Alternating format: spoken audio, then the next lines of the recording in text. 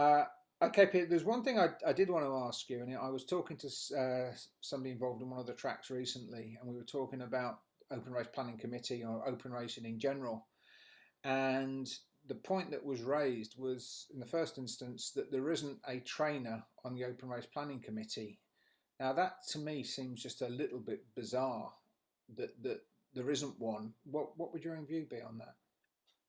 I think quite a few committees that owners or trainers haven't been involved with. I think probably that goes back from the time when we didn't actually have any representation, and so these committees were set up uh, the way they are because actually they hadn't got anybody to put on. Now they have.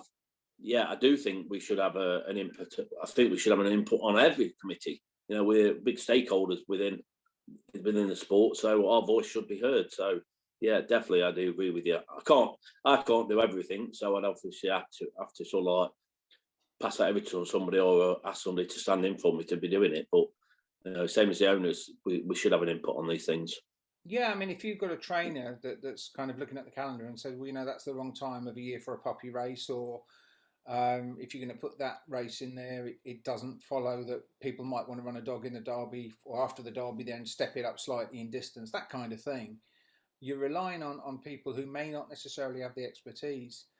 The other point that was made to me was that there seems to be the tracks seem to have got away with murder in recent times, in that we don't need to go back that many years to a point where before around about November time you would get the full year's fixtures being put out, and then the excuse was used, oh, we're not sure about Sky coverage, whether Sky will be covered, then we don't know whether we're going to get sponsors. So we then had 6 months at a time. Now, the whole sort of allocation of open racing seems very, very spasmodic. I'm not looking to blame any individual within the organisation. This isn't a blame thing, but ultimately, should the GBGB not at least have the clout to say to the track promoters, this is your slots, you've asked for your slot, you've got, I don't know, the third week in March, or whatever the case may be. If you don't commit to it, you lose it. And Yeah, you've got until this date to commit, or if not, you've lost it and it's a free for all. And we will then basically make that slot available. Because as long as the tracks are able to get away with it, and as I said, I'm not picking on any tracks. This is we could be referred to every one or very few of them, but as long as they're allowed to get away with it, they will continue to push their luck, and it makes it very difficult for owners and trainers to either buy dogs or prepare dogs for competitions if they don't even know they're going to be run. yeah, it's been a really annoying sort of situation, really, and over the last couple of years, I've been lucky to maybe have one or two dogs that I would focus on sort of things. And you plan a long while in advance, etc. I mean, I was only just saying to Mark yesterday when we was talking about what the future's for Pippi, and he said there's not really anything coming up, etc. And I said I'm not going to campaign in one-offs. I'm just going to campaign to try and win a comp. So I want to win a comp this year. Uh, and you cannot plan if you don't know when these comps are, or if these comps are actually going to be going off. And the concern is that other tracks might want to be putting something on.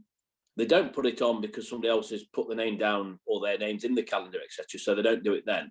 And suddenly you could come with a gap for 4 to 6 weeks, maybe up to 8 weeks, where you could have a six bend competition, and you've got nothing to go for nearly 2 months. And then next minute, the next month there'll be two coming up, and you're like, well, I can't do both. Why weren't they slotted in the time before? Well, it wasn't slotted in because a track's normally has a competition on then, so nothing was allowed. But then they decide not to run it for some reason. So, we should have it far, far easier nowadays with the amount of tracks we've got, far less than what we had in the past. People should be putting in. We put budgets in. Everyone puts budgets in. I can imagine each track will put their budget into their head office, of what they want for the following year. So they should put in what competitions are going to do. And if they don't do it that year, then they've lost that slot for the following year. Yeah. So that has got to be sorted out. Really has got to be sorted out.